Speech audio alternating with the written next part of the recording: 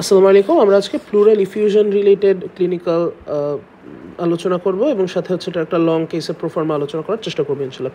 Pleural effusion বলতে basically plural space, যেটা লাংসের পাশে যে প্লুরাল স্পেসে সেরাস ফ্লুইড জমাকেই বলে। Serous fluid within plural space বিভিন্ন টাইপের হতে পারে। এটা পানি জমলে এটাকে হাইড্রোথোরাক্স বলে, দেন হচ্ছে এখানে ব্লাড জমলে হিমোথোরাক্স বলে, তারপর হচ্ছে এখানে লিম্ফ জমলে এটাকে কাইলোথোরাক্স বলে। ইভেন আনকমন কেসেসে ইউরিনও জমতে পারে, অবস্ট্রাকটিভ ইউরোপ্যাথি বা হচ্ছে আইট্রোজেনিক মিসঅ্যাডভেঞ্চারের ক্ষেত্রে দেখা যায়, সেক্ষেত্রে এটাকে ইউরোথোরাক্স বলে।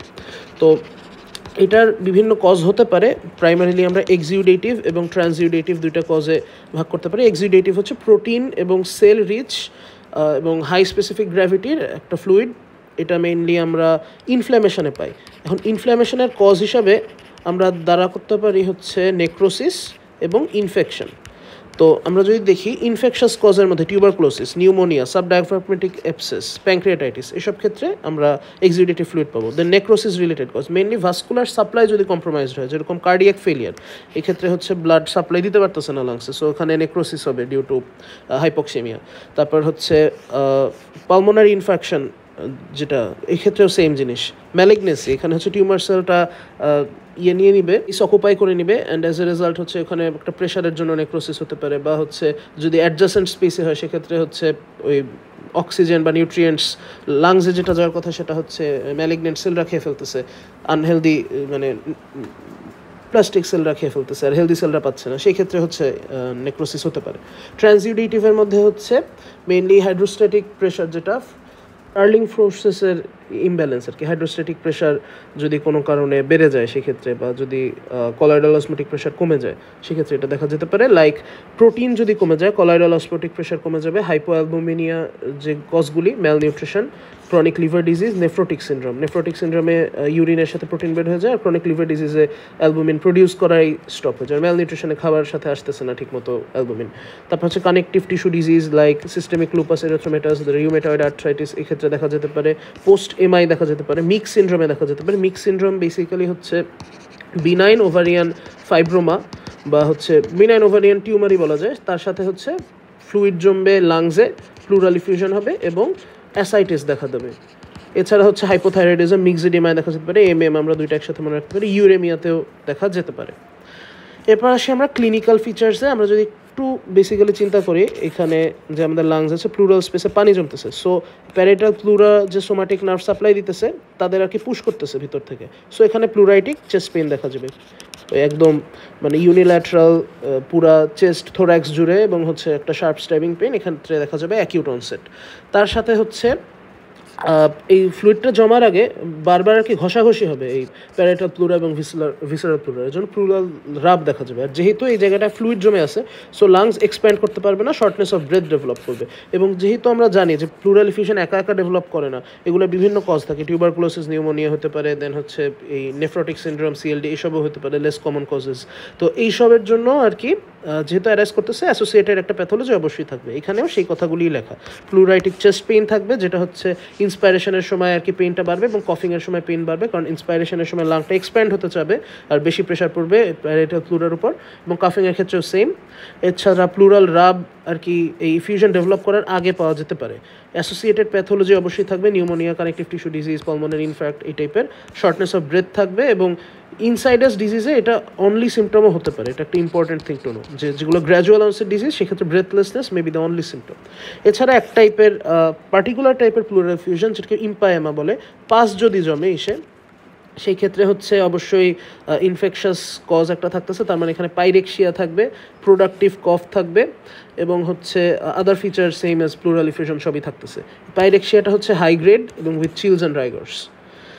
আচ্ছা, ইনভেস্টিগেশনের ক্ষেত্রে আমাদের নাম্বার 1 হচ্ছে চেস্ট এক্সরে দেওয়া হবে অবশ্যই। তারপর হচ্ছে এটার চেয়ে আরও মডার্ন টেকনিক হচ্ছে আলট্রাসোনোগ্রাম বা সিটি স্ক্যান, এগুলি করে আর কি কনফার্মেশন করা যেতে পারে। আর ফাইনালি হচ্ছে মেজর একটা টেস্ট, যে প্লুরাল ফ্লুইড, এটাকে অ্যাসপাইরেট করে এটার অ্যানালাইসিস করা। বিভিন্ন জিনিস আমরা অ্যানালাইজ করে দেখি, লাইক এখানে ব্লাড মিক্সড আছে কিনা, ম্যালিগনেন্ট সেল আছে কিনা, দেন হচ্ছে মানে সাইটোলজি, দেন হচ্ছে মাইক্রোবায়োলজি করে দেখতে পারি, বায়োকেমিক্যাল টেস্ট করে দিয়ে আমরা অ্যাসার্টেন করে যে জিনিসটা আসলে ট্রান্সিউডেটিভ না এক্সিউডেটিভ। তো এই জিনিসগুলো আর কি আমরা করে দেখব। যাই হোক, আমরা ফার্স্টে এসে রেডিওলজিক্যাল এক্সামিনেশনে আমরা পাই chest X ray, ultrasonogram, CT scan. Chest X ray হচ্ছে আমরা পোস্টেরিয়র অ্যান্টেরিয়রলি করি এবং ইরেক্ট পজিশনে, লাইক মোস্ট চেস্ট এক্সরেজ। এই ক্ষেত্রে হচ্ছে আমরা কিছু ইন্টারেস্টিং ফাইন্ডিং পাই। এই ক্ষেত্রে এটা যদি লাং হয়, এখানে আমরা জানি লাং যে এক্সরেটা, এক্ষেত্রে একটা কোস্টোফ্রেনিক অ্যাঙ্গেল থাকে। এইটা হচ্ছে প্লুরাল ইফিউশনের ক্ষেত্রে অবলিটারেটেড হয়ে যায়, ব্লান্ট হয়ে যায়। তাছাড়া হচ্ছে এই প্লুরাল ফ্লুইডটা জমে জমে এক্সিলার দিকে যাইতে থাকে। আর হচ্ছে যেহেতু প্লুরাল ফ্লুইড জমতেছে, এখানে আমরা মোস্ট কমন যে ফিচারটা একদম আর্লি স্টেজে পাওয়া যায়, এখানে একটা কার্ভড এক্সট্রা শ্যাডো পাওয়া যায়, যে লাংয়ের উপরে এরকম একটা কার্ভড একটা ওপ্যাসিটি পাওয়া যায় at the base of the lung. তো এখানে সেটাই লেখা, curve shadow at the base of the lung, costophrenic অ্যাঙ্গেলের ব্লান্টিং, এবং এই ফ্লুইডটা এক্সিলার দিকে অ্যাসেন্ট করতে থাকবে। এবং অ্যাটলিস্ট 200 ml ফ্লুইড দরকার চেস্ট এক্সরেতে ডিটেক্টেড হওয়ার জন্য। এবং এই জন্য আলট্রাসোনোগ্রামটা মোর অ্যাকুরেট, কারণ এটা আরও সেন্সিটিভ, আরও কম ফ্লুইড থাকলে এটা ধরতে পারে। এবং এটা ট্রানজিউডেটিভ এবং এক্সিউডেটিভের একটা আইডিয়া দেয়। যেরকম হাইপারকলিক বা ক্লিয়ার স্পেস যদি দেখা যায় বেশি বেশি, সেই ক্ষেত্রে এটা হচ্ছে ট্রানজিউডেট, বা যদি মোটাইল ফ্লোটিং ডেন্সিটি দেখা যায় সেটা হচ্ছে এক্সিউডেট। আর হচ্ছে এমপাইএমের ক্ষেত্রে হচ্ছে এরকম করে সেপ্টেশন দেখা যায়, যে ডেন্সিটিটা ফ্লোট করতেছে সেটা এরকম ভাগ হওয়া। এমপাইএমআর সম্পর্কে আরেকটু আমার এখানে বলা উচিত। এখানে আমি লিখছি যে এখানে একটা ডি শেপড শ্যাডো পাওয়া যায়। তো আমি এখানে ছবিতে দেখাই জিনিসটা, এই হচ্ছে একটা এমপাইএমআর এক্সরে, এখানে এরকম একটা ডি শেপড শ্যাডো পাওয়া যায়। এটা হচ্ছে একটা ডায়াগনস্টিক ফিচার অফ এমপাইএমআর। সিটি স্ক্যানে হচ্ছে ম্যালিগনেন্সি বা লোবিউনেশনের রিস্কটাকে অ্যাসার্টেন করা হয়। তো মোটামুটি হচ্ছে আমাদের রেডিওলজিক্যাল ফাইন্ডিং। এরপর আসে আমরা প্লুরাল অ্যাসপাইরেশন উইথ বায়োপসিতে আমরা কী কী পাচ্ছি। ফার্স্টলি হচ্ছে আমরা কালার এবং টেক্সচার অফ প্লুরাল ফ্লুইডটা দেখতে পাচ্ছি। এখানে হচ্ছে কাইলোথোরাক্স হলে একদম হোয়াইট হবে, তো পিউরুলেন্ট হলে হচ্ছে এমপাইএমআর হবে। প্লুরাল ফ্লুইডে যদি ব্লাড পায়, সেটা ডিনোট করে হচ্ছে ইনফার্কশন, ম্যালিগনেন্সি বা ট্রমাটিক টাইপ, মানে প্লুরাল ফ্লুইড অ্যাসপাইরেশনের সময় কোনো যদি আর্টিফিশিয়ালি ট্রমা হয়ে থাকে। আর হচ্ছে এখন 4টা টেস্ট একবার যদি চিন্তা করি, chemical test, biochemical test, cytological মানে সেল অ্যানালাইসিস, মাইক্রোবায়োলজি এবং কেমিক্যাল টেস্ট। আচ্ছা, কেমিক্যাল তো আগেই বলছি। সো কেমিক্যাল টেস্ট হচ্ছে পিএইচ। যদি লো পিএইচ হয়, এটা একটা নন স্পেসিফিক টেস্ট। এটা ইনফেকশন, রিউমাটয়েড আর্থ্রাইটিস, ক্যান্সার বা রাপচার্ড ইসোফেগাস এগুলি ডিনোট করতে পারে। বায়োকেমিক্যাল টেস্টে হচ্ছে আমরা এলডিএইচ লেভেল, সেরাম প্রোটিন, এরকম কিছু কিছু জিনিস দেখি। এটাকে অ্যাসার্টেন করতে হেল্প করে ট্রানজিউডেট ফ্লুইডটা না এক্সিউডেট, এটা লাইটস ক্রাইটেরিয়া দিয়ে অ্যাসেস করা হয়। এটা আমি পরের ইনডেপথ বলতেছি। সাইটোলজিতে হচ্ছে আমরা ম্যালিগনেন্ট বা ইনফ্ল্যামেটরি সেল দেখি, নিউট্রোফিল, লিম্ফোসাইট এগুলো আছে কিনা, আর কোনো ম্যালিগনেন্ট সেল আছে কিনা, এটা আমরা অ্যাসেস করি। মাইক্রোবায়োলজিতে হচ্ছে আমরা পজিটিভ এজেন্টটা ডিটেক্ট করি, এটা ইম্পর্টেন্ট ফর পালমোনারি টিউবারকুলোসিস। এই ক্ষেত্রে হচ্ছে এডিএ আমরা অ্যাসেস করি। এডিএ হচ্ছে অ্যাডিনোসিন ডি অ্যামিনেজ। এইটা হচ্ছে পালমোনারি টিউবারকুলোসিসের জন্য একটা স্পেসিফিক টেস্ট। তো এই হচ্ছে আমাদের প্লুরাল অ্যাসপিরেশন রিলেটেড কথাবার্তা। এবার আসলে আমরা লাইটস ক্রাইটেরিয়া হচ্ছে একটা প্লুরাল ফ্লুইডকে আমরা কখন এক্সিউডেট বলবো, কখন ট্রানজিউডেট বলবো, এইটা হচ্ছে অ্যাসেস করা। তো এই ধরলাম হচ্ছে আমাদের এখানে প্লুরাল ফ্লুইড আছে, এখানে ব্লাড আছে। এখন ব্লাড থেকে আমরা হচ্ছে প্রোটিন নেব এবং এলডিএইচ নেব। প্লুরাল ফ্লুইড থেকে আমরা প্রোটিন নেব, এলডিএইচ নেব। এখন প্লুরাল ফ্লুইডের যে প্রোটিনটা এবং ব্লাডের যে প্রোটিনটা, এটার যে রেশিও, এটা যদি 0.5-এর চেয়ে বেশি হয়, এটা এক্সিউডেটিভের জন্য ফর। যদি প্লুরাল ফ্লুইডের এলডিএইচ লেভেলটা সেরাম এলডিএইচের মানে 0.6 গুণের চেয়ে বেশি হয়, মানে হচ্ছে আমরা যদি রেশিও করে ধরলাম এলডিএইচ আমরা পাইছি হচ্ছে 6 ইসে প্লুরাল ফ্লুইডে, এবং সেরামে ধরলাম এলডিএইচ পাইছি 10, সো এটা 0.6 আসছে। তো এইটা হচ্ছে আমাদের লাইটস ক্রাইটেরিয়ার জন্য পজিটিভ আমরা ধরবো, 6-এর চেয়ে বেশি হলে।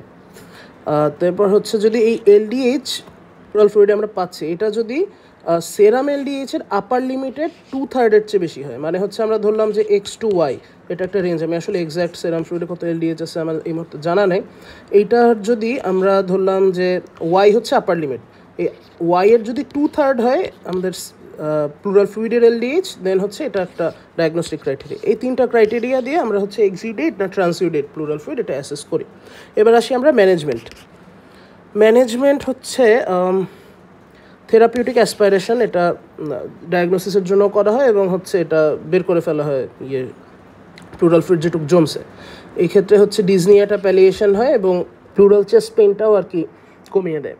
এবং এই অ্যাসপাইরেশনটা হচ্ছে লেস দ্যান 1.5 লিটার, মানে 3/2 লিটারের চেয়ে কম রেটে আমরা অ্যাসপাইরেট করি অ্যাট এ টাইম। কারণ হচ্ছে এর বেশি করলে রিএক্সপ্যানশন, পালমোনারি ইডিমা ডেভেলপ করতে পারে। এবং সেকেন্ড কজ হচ্ছে যেহেতু প্লুরাল ইফিউশন একা কোনো ডিজিজ করে না, সেক্ষেত্রে হচ্ছে এটা একটা আন্ডারলাইং কজ থাকে এবং কজটা ট্রিটমেন্টটা হচ্ছে এক্ষেত্রে ভাইটাল। তো এই হচ্ছে প্লুরাল ইফিউশন নিয়ে মোটামুটি। এবার আমরা লং কেসে প্রোফার্মাটা একটু ইন শর্ট দেখে ফেলি। প্লুরাল ইফিউশন যেহেতু একা একা হইতেছে না, আমরা এখানে টিউবারকুলার প্লুরাল ইফিউশন হয়েছে এটা ধরে নিলাম, মানে টিবি উইথ প্লুরাল ইফিউশন, এটা হচ্ছে আমাদের ডায়াগনোসিস, প্রফেশনাল ডায়াগনোসিস, এবং সেইটা অনুসারে আমরা করতেছি। তো গোজ উইদাউট সেইং যে এখানে টিবির ফিচার এবং পালমোনারি ইফিউশনের ফিচারের ওভারল্যাপ আছে। যেরকম টিবির ফিচার হচ্ছে ফিভার, দেন হচ্ছে কাফটাও টিবির জন্য আর কি মেনলি স্পেসিফিক। প্লুরাল ইফিউশনের যে দুইটা main symptom, shortness of breadth এবং হচ্ছে চেস্ট পেইন, এই ক্ষেত্রে আর কি পেশেন্টের চেস্ট পেইনটা নাই আর কি ধরা হয়েছে, কিন্তু শর্টনেস অফ ব্রেথটা আছে। সো সেটাই আমরা আগে এলাবোরেট করি। এই শর্টনেস অফ ব্রেথ হচ্ছে এক্সারশনাল, কোনো অ্যাগ্রেভেটিং ফ্যাক্টর নেই, কোনো অর্থোনিয়া নাই, কোনো প্যারক্সিজমাল নকটার্নাল ডিজনিয়া নাই, এবং হচ্ছে এটা কোনো ডায়রেনাল ভেরিয়েশন নাই, এটা কোনো ড্রাগ দিয়ে রিলিভড না, জাস্ট হচ্ছে এক্সারশনাল এবং পারসিস্টেন্ট একটা কফ, শর্টনেস অফ ব্রেথ। কফটা হচ্ছে ড্রাই টাইপের হয় এবং লেট স্টেজে এবং অকেশনালি স্ক্যান্টি মিউকাস স্পুটাম দেখা যেতে পারে, বাট এটা মেইনলি এটা ড্রাই কফ। এটাও পারসিস্টেন্ট এবং ক্রনিক, যেহেতু এটা টিবির সঙ্গে যাইতেছে, এবং এটার সঙ্গে ব্লাড আসতে পারে না আসতে পারে, টিবির একটা ফিচার হতে পারে হিমোপ্টাইসিস, এটা একটা পসিবিলিটি। এখন ফিভার, এটা হচ্ছে টিবির জন্য স্পেসিফিক, আমরা ডিগডার দিয়ে মনে রাখি ফিভারটা।